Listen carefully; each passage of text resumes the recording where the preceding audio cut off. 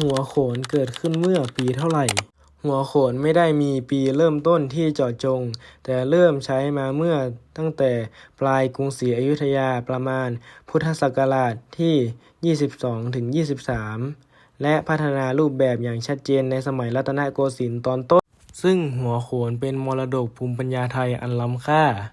เป็นงานหัตถกรรมไทยที่มีมาอย่างยาวนานและเป็นส่วนสำคัญของการแสดงโขนซึ่งเป็นศิลปะวัฒนธรรมไทยชั้นสูงของไทยมาตั้งแต่สมัยโบราณหัวโขนไม่ใช่เพียงหน้ากากสำหรับการแสดง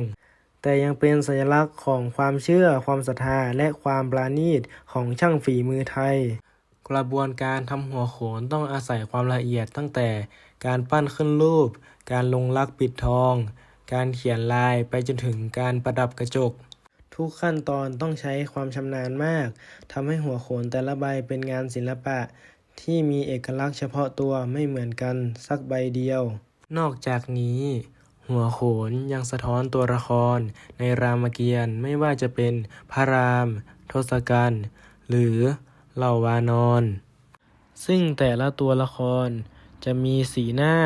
ลวดลายและเครื่องประดับที่ต่างกันเป็นเอกลักษณ์ที่ช่วยให้ผู้ชมเข้าใจบทบาทระหว่างการแสดงได้ชัดเจนยิ่งขึ้นหัวโขนจึงไม่ใช่แค่ศิลปะการแสดงแต่ยังเป็นภูมิปัญญาไทยที่ควรค่าแก่การสืบสานเพราะบอกเรื่องราวงดงามความปราณีตและเอกลักษณ์ทางวัฒนธรรมไทยได้อย่างสมบูรณ์แบบ